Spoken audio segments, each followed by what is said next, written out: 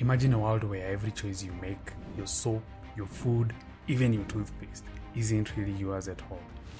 Whatever you see on the shelves, whatever you buy, and even what you pay. Behind the promise of a better life lies a darker story.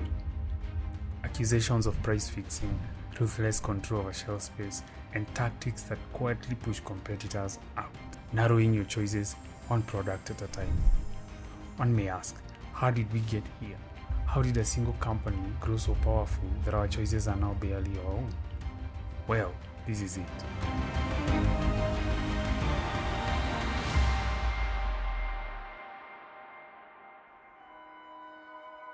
In 1885, Victorian England wasn't known for its fragrant streets. The air was thick, the Thames, well, let's just say no one was queuing for a swim.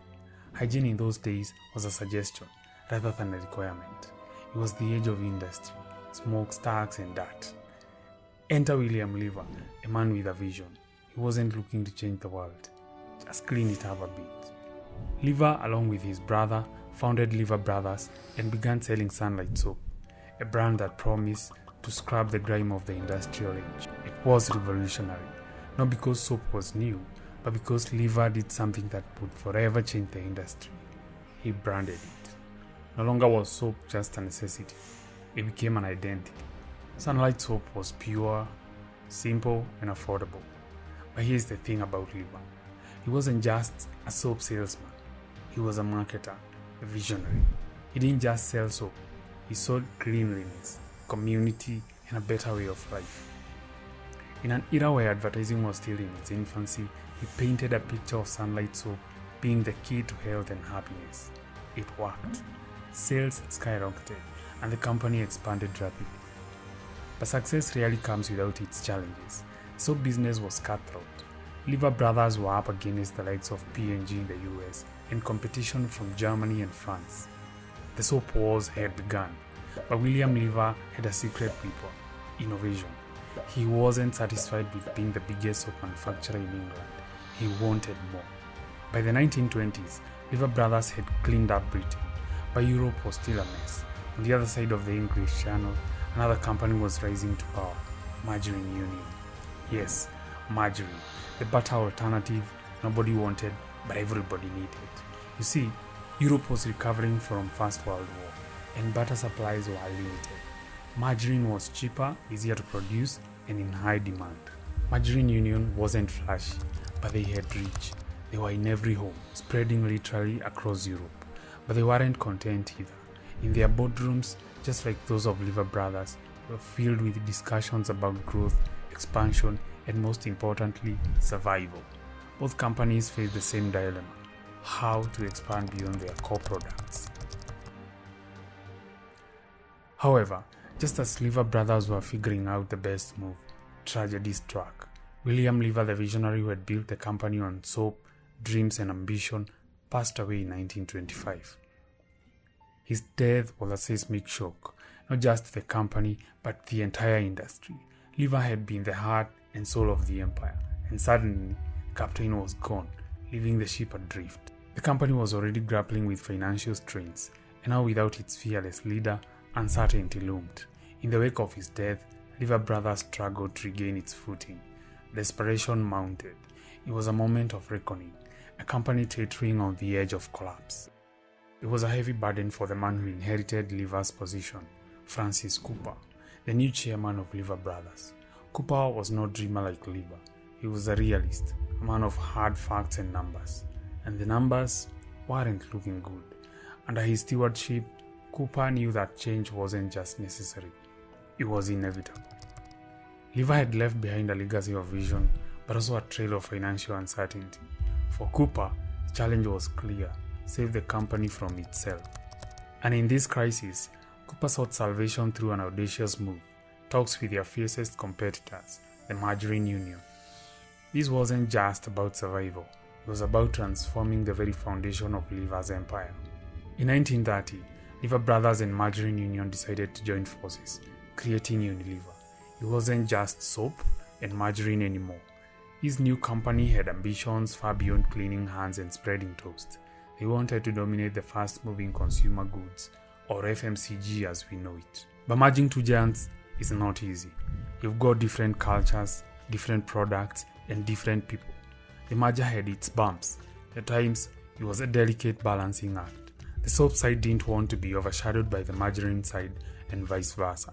But the leadership at Unilever understood one key thing. Diversity was their strength. They could reach everyone, rich or poor, urban or rural, with products that were everyday essentials. Yet there was conflict brewing. Behind the corporate success, there were tensions, conflicts of interest, priorities, and visions. Would they stay true to their roots or risk everything to become something bigger? By the mid-20th century, Unilever was growing, but so were their competitors. The post-war boom brought about a consumer revolution. People wanted more choices, better quality and convenience. And while Unilever had built a solid foundation, there was one looming question. How do you stay on top when the market is changing faster than ever? In the 1950s, Unilever began expanding into new territories, literally and figuratively. They diversified into foods, beverages, and even personal care products. But the competition was fierce. Nestle, Procter & Gamble, Kraft, they were all vying for a piece of the same pie. And if you think the soap wars were tough, this was a whole new ballgame. This was the FMCG arms race. Unilever knew that staying relevant meant innovation. How do you innovate in soap and margarine? The answer? You don't. You buy the companies that are already innovating. And so in the following decades, Unilever began a massive spree of acquisitions, from Lipton to Ben & Jerry's, from Dove to Hellmann's. Unilever wasn't just cleaning up anymore. They were feeding you, grooming you, and even cooling you down with ice cream. But this is not where the story ends. The acquisitions gave Unilever breadth, but they also gave them new headaches. Managing so many different brands under one umbrella, that's no easy task. With each new brand came a new challenge. How do you keep the identity of a beloved product intact while integrating it into a corporate machine? As Unilever grew into the giant we know today, its methods evolved too. The soap wars of Lever's time may have been fought with innovation and marketing, but the modern marketplace? That's a different battlefield. And while Unilever had built its empire on promise of better living through consumer choice, behind the scenes, another narrative was quietly unfolding. One that wasn't so clean. In the fast-moving world of consumer goods, shelf space is prime real estate. It's the battleground where brands vie for your attention. The more shelf space a brand controls, the more products it sells. But what happens when one company, let's say a giant like Unilever, decides that it doesn't just want a piece of the pie, it wants the whole cake? Unilever began buying up premium shelf space in supermarkets and retail chains worldwide. But they didn't just stop at buying a few shelves. They demanded exclusivity. Retailers were told, in no uncertain terms, that if they wanted Unilever's business, its household brands like Dove, Lipton or Axe, they'd have to dedicate entire sections of their stores to Unilever products. And not just a few bottles or boxes. We're talking full displays, end-to-end aisles stocked high with Unilever goods. Now, this might sound like standard business practice. After all, everyone wants the best spot on the shelf. But here is where things get tricky. Retailers are normally pushed into agreements where only Unilever products should fill out those shelves. That means in some stores, if you're hoping to see a competitor's brand, you're not likely to find it. The shelves, paid for by Unilever, have to be overstocked with their merchandise. And what does that mean for you, the consumer? Well, it means when you walk down that aisle, you're not seeing all the options. You're seeing what Unilever wants you to see. The illusion of choice, manufactured by one of the world's largest FMCG companies. Competitors edged out. Customers funneled into buying what's available, which, as you'd guess, is Unilever. This tactic isn't just aggressive. It's been stifling competition in many ways. Regulators have taken notice. Legal challenges have emerged, accusing Unilever of monopolistic practices and price-fixing schemes designed to keep competitors off the shelves. The accusations have gone beyond corporate rivalry. It's now about market manipulation. Unilever isn't just competing, they are cornering the market, limiting the very choices they'd once prided themselves on giving consumers. For retailers, it's an all-win situation. They are pressured into accepting Unilever's terms or risk losing access to some of the most popular brands on the planet. Imagine being a small or mid-sized retailer trying to serve your customers, but faced with the prospect of cutting ties with a giant like Unilever.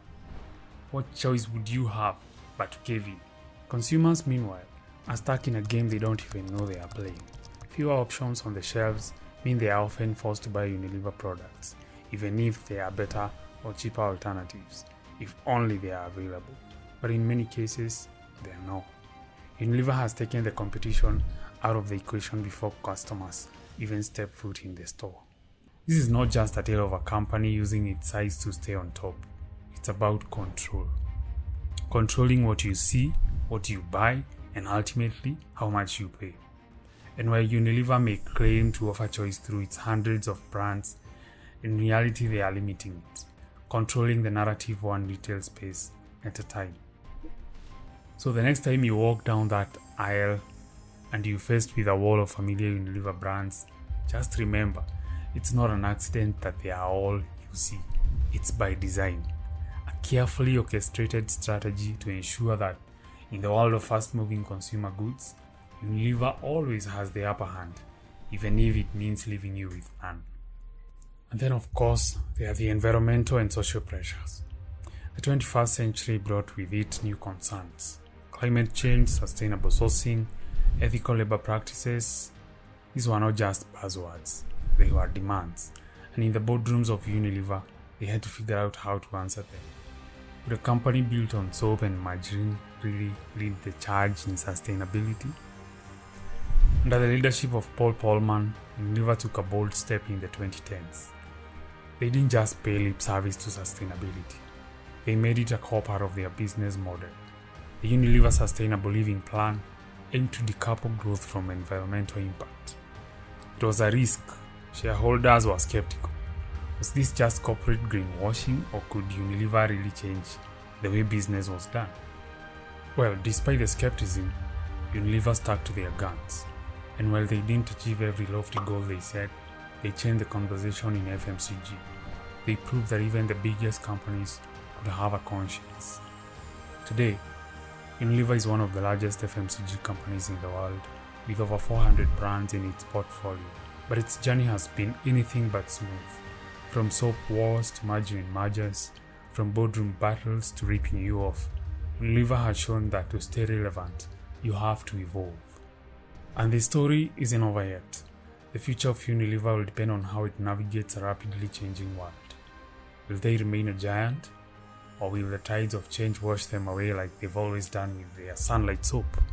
Only time, and perhaps the next great innovation, will tell.